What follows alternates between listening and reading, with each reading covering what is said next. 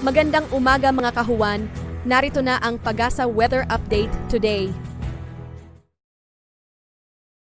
Unahin po muna natin ang ating latest satellite image. So, sa kasalukuyan po ay may binabantayan tayong low pressure area na pumasok po ng ating Philippine Area of Responsibility kagabi ng alas 8. Although kung makikita po natin may kalayuan po ito sa ating bansa. As of 3 a.m. huli itong namataan sa layong 1,030 kilometers east-northeast ng extreme northern Luzon.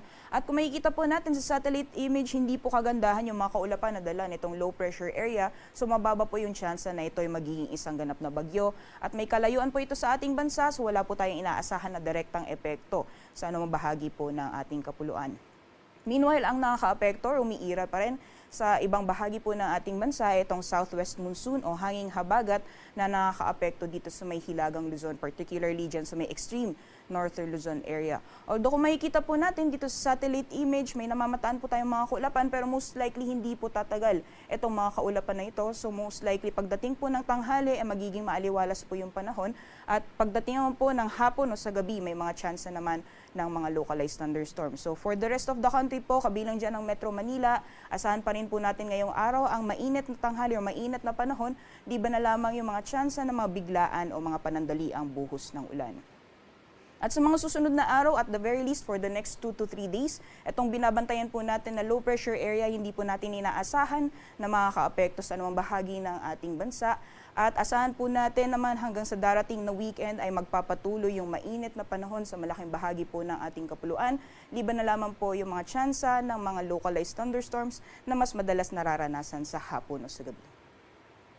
So magiging lagay naman po ng panahon ngayong araw dito sa Luzon, gaya po ng nakita natin sa satellite image kanina, although may namamataan po tayong mga kaulapan, ay hindi po natin inaasahan na tatagal itong mga kaulapan na nakita po natin kanina. So pagdating po ng tanghali, asahan pa rin po natin yung mainit na panahon at posibilidad pa rin po ng mga localized thunderstorms, posible pa rin maranasan pagdating naman sa afternoon or pagdating po ng gabi. So during severe thunderstorms, may posibilidad po na makakaranas tayo ng malalakas na buhos ng ulan, so maghanda or magbaon lamang po tayo ng payong o mga pananggalang sa ulan.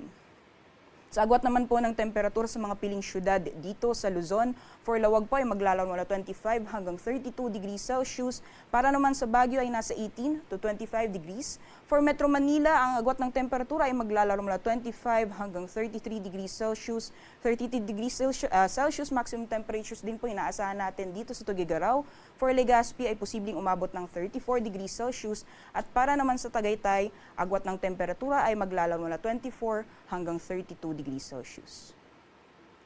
Gayon din ang inaasahan nating lagay ng panahon ngayong araw sa nalalabing bahagi ng ating bansa. Generally, fair weather conditions po tayo.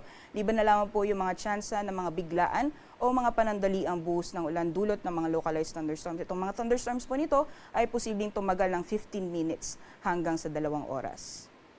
Sa agwat naman po ng temperatures po sa mga piling syudad dito sa Palawan, Visayas at Mindanao. Maximum temperatures po natin sa Calayan Islands abot ng 32 degrees Celsius, 33 degrees naman para sa Puerto Princesa. Sa Iloilo naman, maglalaro mula 25 hanggang 33 degrees Celsius, 26 to 32 degrees Celsius para sa Metro Cebu. Para naman sa Tacloban ay 26 to 32 degrees Celsius, 26 to 32. Then sa Cagayan de Oro, aabot naman ng 34 degrees Celsius para sa Metro Davao. At maximum temperatures naman para sa Zamboanga, aabot ng 33 degrees Celsius.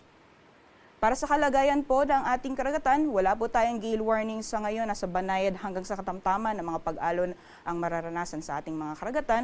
Kaya malayo pong mga kapalaot ang ating mga kababayan, lalong-lalo na yung may mga maliit na sasakyang pandagat. Ngayong umaga, si Haring Araw ay sisikat ng 5:43 a.m. at lulubog mamayang 6:16 p.m.